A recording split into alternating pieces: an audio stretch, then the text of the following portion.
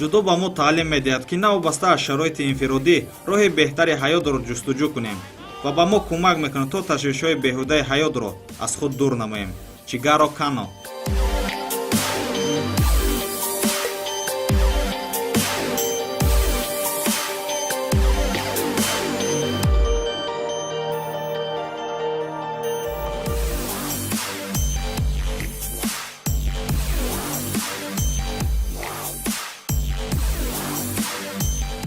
куштини тарзи ҷудо яке аз намудҳои маъмули варзиш мебошад, ки дар кишвари мо ҳам алоқамандони зиёдеро ба ҳам овардааст. Аз ин ҷост, ки дар замони соҳибистиқлоли кишвар аввалин роҳхати бозиҳои олимпӣ, аввалин медали бозиҳои олимпӣ ва аввалин медали олимпиадаро ҷудокорон ба даст оварданд. Ба ин риштаи варзиш имрӯз ҷавонони зиёде шавқу завқ доранд.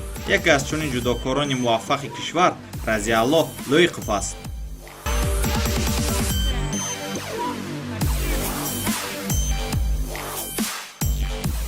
Разиаллоҳ Лоиқов қаҳрамони чандкаратаи риштаи ҷудои Тоҷикистон, дорандаи медали тиллои чемпионати Осиё байни наврасон, барандаи медали тиллои ҷоми Осиё оид ба кураш ва иштирокчии фахрии чемпионати ҷаҳон дар шаҳри Сантьягои Чили мебошад. Дастоварди ахираш дар мусобиқаи ҷумҳуриёи ҷудо миёни калонсоҳон дар соли 2021 мебошад, ки ӯ дар он ғолиби вазни 73 килограмм гардид.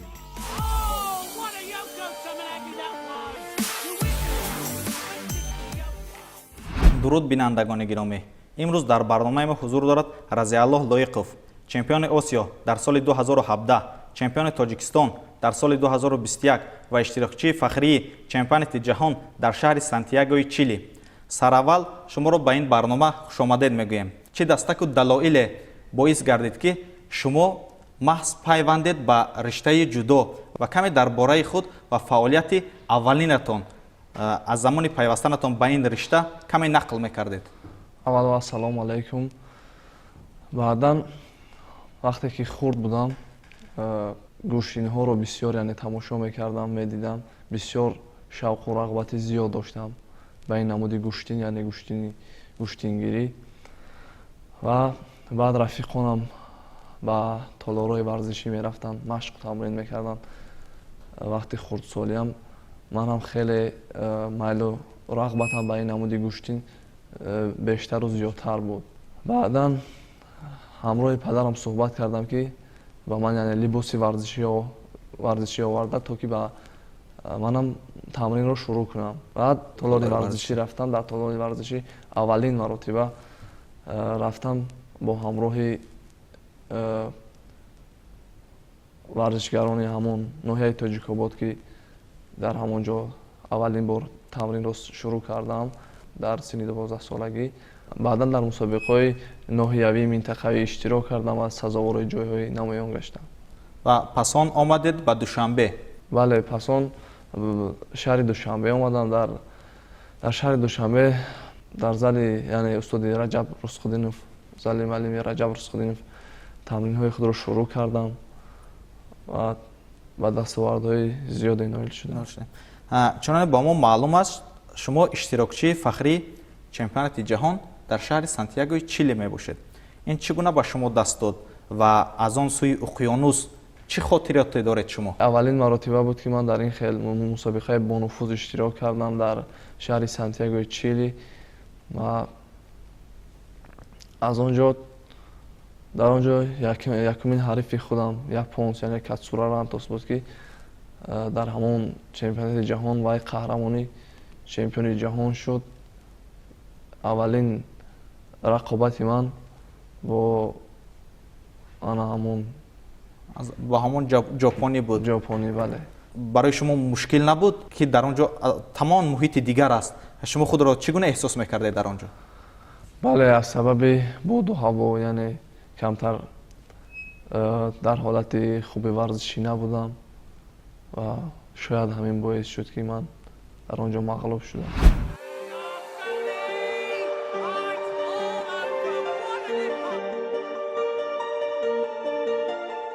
муваффақиятҳои Разиаллоҳ маҳз аз гӯштин гирифтан дар мусобиқаҳои наврӯзӣ оғоз мегардад. дар чорабиниҳои варзишӣ ва гӯштинҳои наврӯзӣ ноҳияи Тоҷикобод, ки зодгоҳи ин ҷавони паҳлавонтинан мебошад, ба гунаи ном ба номаш буд ва байни наврасони ноҳия касе ёрои бо ӯ даст ба гиребон шуданро надошт.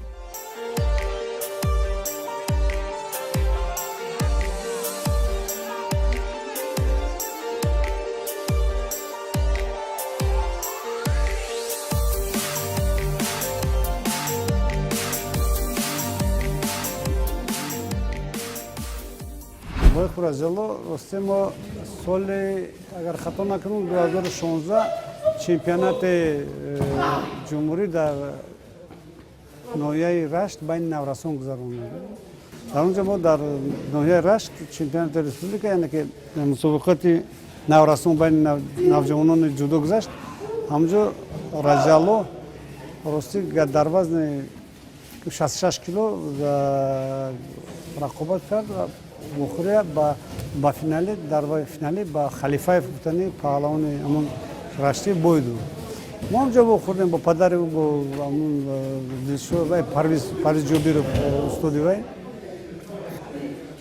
Маслиҳат шуд ки вай шаҳр мебиёяд, дар шаҳр яъне ки зиндагӣ мекунад ва баъди хатми синфи 11 ба донишгоҳи варзишӣ ба номи ҷавонпаҳлавон Саим Раҳимов дохил мешавад иншоаллоҳ. Унҷа яъне ки тамринро дар душанбе таҳти роҳбарии ман давом кардем. баромадҳои бомуваффақони Разияллоҳ дар мусобиқаҳои ҷумҳуриявии байналмилалӣ маҳз аз ин толори оддиву хоксорона шурӯъ гардид. дар ин толор баробари Разияллоҳи қаҳрамон даҳҳо ҷавонмардони қавибозу ки сари шонашон ору номуси миллӣ ниҳуфтааст паҳлӯ ба паҳлӯи ҳам тамрин мекунанд. ин ҷо касе варзишгари тасодуфӣ нест, чун мураббии эшон Ризқиддин Раҷабов худ аз олами тасодуф ба ин ҷо наомадааст.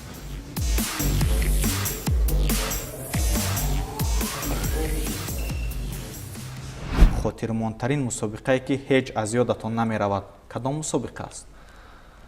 хотирмонтарин мусобиқа ин буд ки аввалин маротиба аз Тоҷикистон берун сафар кардам дар шаҳри Бишкеки Қирғизистон.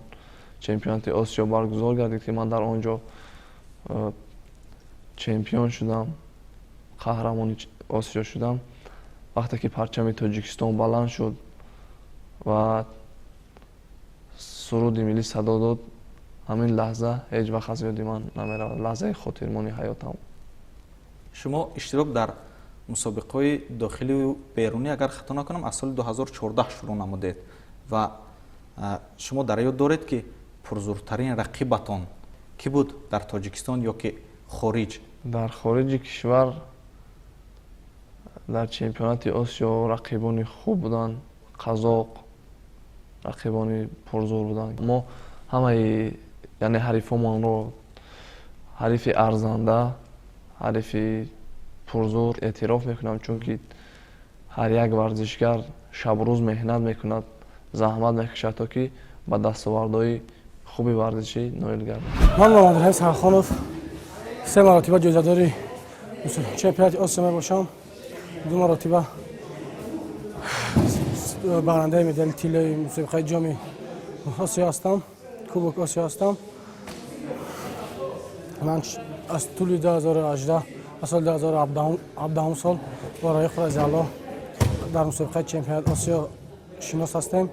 тӯли чанд сол шуд дар ин талор бо ҳамроҳи Разияллоҳ тамрин мекунем. аз соли 2017 сол бо Разияллоҳ шинос ҳастем. дар мусобиқаи чемпионати Осиё дар вилояти Қирғизистон дар шаҳри Бишкек шуд. дар он ҷо якумин бар дар он ҷо шинос шудем. он Разияллоҳ сазовои ҷои аввал гашт. дар он ҷо мо хеле фахр кардем ки мақсад як бачаи тоҷик дар он ҷо сазовои ҷои аввал шуд, чемпиони Осиё шуд. дар он ҷо хеле шод шудем. дар ини тамринҳо ва хеле рафиқи воқеат аст, хеле рафиқи хуб аст.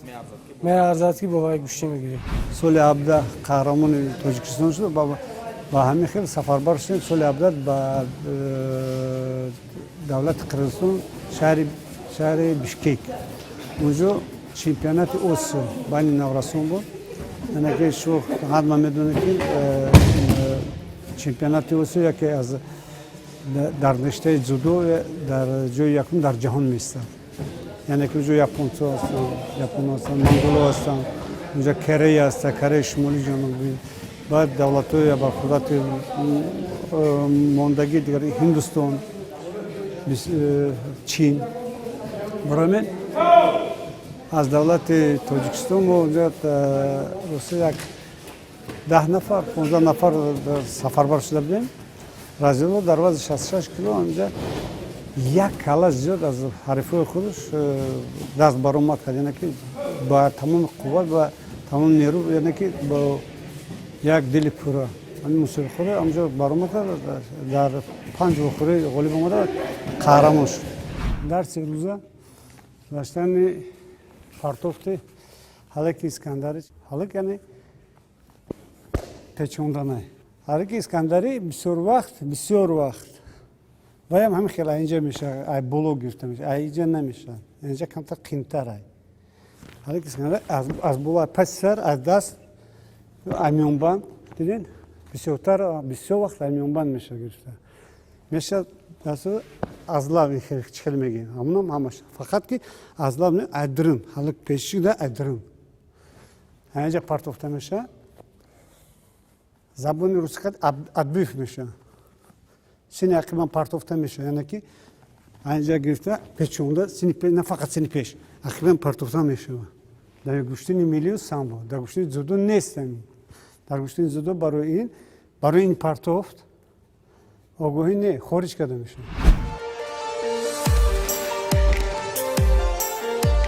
مربی کاردان رزقیدین رجب برابر آموزاندن اصولهای جودو به خاطر دور نشدن از اصل خویش به شاگردانش اصولهای گوشتین ملی از جمله پرتافت معمول اصول در گوشتین ملی یعنی حلوک اسکندری را نیز می‌آموزد زیرا دانستن این حلوک برای جودوکار هم خالی از منفعت نیست و رضی الله یکی از آن نفران است که با شوق تام طرز و طریقه گوشتین ملی را از خود می‌کند هست بسیار ایجاب این خیلم است گریبون گردن دست است گریبون گردن است طولی 5 سال است در این تالار با راهبری استادم رجب رزقیدین تمرین میکنیم و رضی الله لایقوف یکی از بهترین ورزشکاران این جمهوری است یک اخلاق حمیده دارد طولی چند سال است که با هم تمرین میکنیم هیچ عادتی بدش را ندیدیم از آن امید هست که با در آینده رشد می‌یابد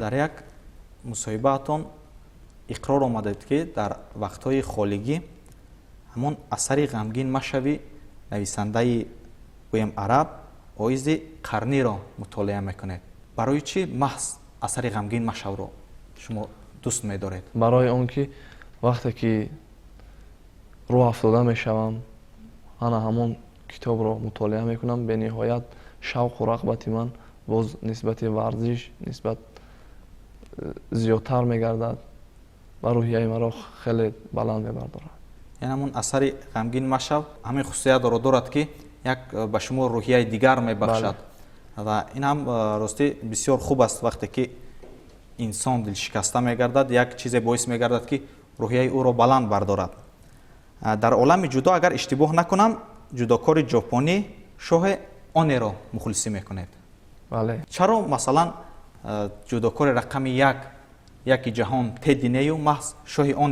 به شما محقول است برای اون که طرز گوشتگیری شاه آنو به من خیلی پسند است مهارت خوب دارد بله سه جودوکار موفق کشور از نظر شما کدام جودوکاران تاجیک را شما سه تاش را نامبر کنید که با فکر شما بسیار یک جودوکار خوب هستند یعنی این یک فکر شخصی شما است کی هستند در تاجیکستان که بسیار جودوکار خوبند در گذشته رسول باقیوف جودوکاری یعنی بهترین تاجیکستان بود که در المپیادا سزاوار جای سوم گشت در عین حال کی است به نظر شما یک جودوکاری که بسیار موفق است جودوکاری موفق تیمور رحیموف بهروز خواجه‌زاده یعنی به اندیشه شما رسول باقیوف تیمور رحیموف بهروز موفق ترین جودوکاران هستند آنجا فعالیت کاری ما بود یعنی که با طرز دیگر شد برای که ما باید جهان و دیگه چی تیاری میدیدیم روزگار در جهان کم کمی نابرابری دشوار شد. همونجا یکم وخوری با ژاپن رو بردیم. اما شما فکر کرده بودیم که ما تمام یعنی پهلوانان بهترین دنیا قطع رقابت کرده بودیم، همه همونه برده بود. همون ژاپنی خیلی با خوردگی نبودیم. برای من یکم بخوره قطع در جهان با ژاپن بود، اما کمتر نابرابری دچار شدیم، شکست خوردیم. دیگر مسابقه‌ای که چی در تاجیکستان بود چی بیرون از تاجیکستان بود بین جوانان بسیار به درجه عالی برآمد میکرد.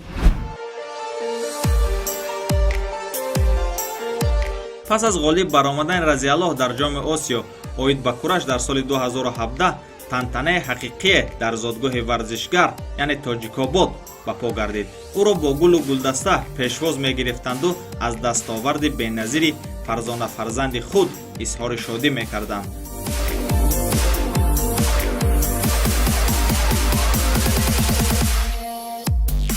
صاحب مدال طلا گردیدن رضیالله در جام آسیا به پاداش نماند، زیرا خود همان سال او توانست به دانشکده تربیت جسمانی به نام سید مومن رحیمов طریق کوت پرزیدنتی داخل شود و همکنون طول 4 سال می شود که در این بارگاه تعلیم می گیرد.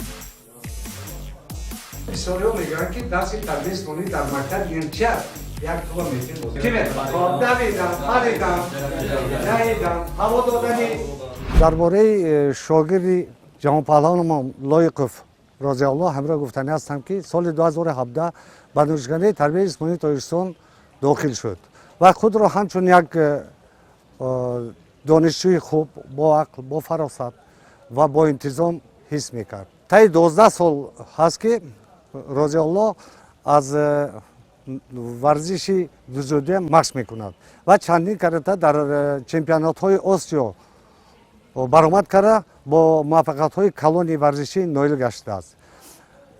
لایق رضی الله را رکتور دانشکده تربیت جسمانی ما دکتر علم های پداگوژی محترم سفر شده اسامروز همچون دستگیری میکنه و آنها کمک بیوه خود را میرساند. من امروز گفتنی هستم که در گوشه نباشد لایق رضی الله خود را همچون یک ورزشگر خوبی تاجیک در عرصه بین المللی و در جهان که بیرق تاجیکستان را میبردارد و نام تاجیکستان ما را به عرصه‌های بلند ورزشی میرساند.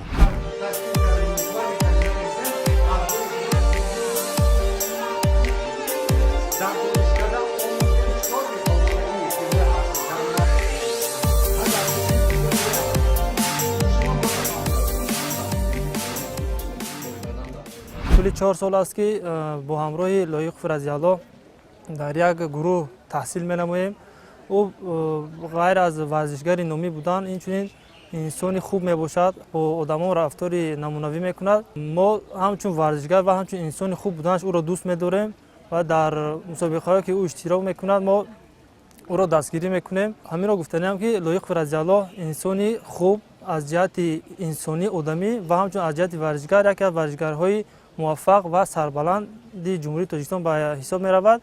او چندین مرتبه در مسابقه‌های بیرون از کشور اشتراک کرده، نام ملت تاجیک را و پرچم تاجیکستان را بلند برداشته است. ما از این افتخار میکنیم که چنین ورزشگر داریم و من میفخرم که چنین همکورس و دوستی نزدیک دارم.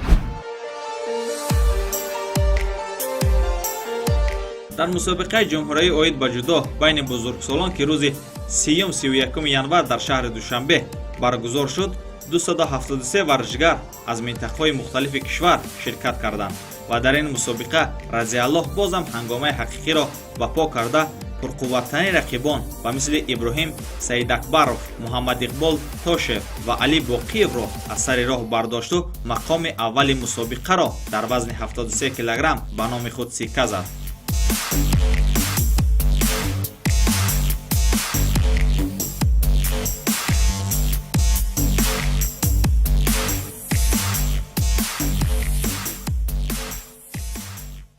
بسیار از گوشتینگیران ما خصوصا در ایام گویم نوروزی وقتی که به میدان‌های رقابت میبرایند بسیار یک تحفه‌های گران ارزش هم میگیرند، چون ما میدانیم که شما هم یکی از گوشتینگیران موفق یعنی در همون дар сатҳи ҷумҳурӣ ҳам гӯштин мегиред, дар минтақавӣ ҳам вақте ки гӯштинҳо мешавад, шумо як иштироки фаъолона доред.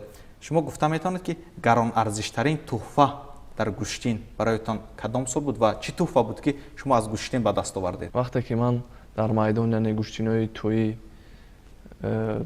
иштирок мекунам, ба хотири таъби мухлисонамро боло кардан, ҳунари худро нишон медиҳам. Барои ман тӯҳфаи яъне пурарзиштарин ҳамин аст ки таъби мухлисонам баланд гардад. дар оянда чӣ нақшаву ниятҳо ҳаст дар самти ҷудо, чун ҳоло шумо хеле ҷавонед ва умед ҳам аз шумо зиёд аст? дар оянда тамринҳои худро бештар ва зиёдтар мекунем, то ки парчами тоҷикистони азизамонро дар арсаи байналхалқӣ баланд бардорем ва берун аз хориҷи кишвар тоҷикистонро муаррифӣ кунем. чун мо дар остонаи иди ҷавонон қарор дорем, шумо ҳамчун як ҷавони муваффақ ва ҳамчун як варзишгари ҷавон чӣ таманниёт доред? таманниёти ман ин аст ки ба ҳар як ҷавонони ҷумҳурии тоҷикистон гуфтаниам ки ба варзиш машғул шаванд. солими ҳаёт ин аз варзиш аст. саломат бошед ва мо ҳам итминон дорем ки дар оянда шумо бозам ба қуллаҳои баланди мақсуд хоҳед расид. дар оянда метавон ба Разиаллоҳ Лоиқов умед зиёд баст, зеро ҳоло ҷавон ва метавонад ҳам дар ҷодаи илмомӯзӣ ва ҳам ҷодаи гӯштингирӣ ба қуллаҳои баланди мақсуд бирасад. Бо умеди рӯзу рӯзгори хуш, хайр.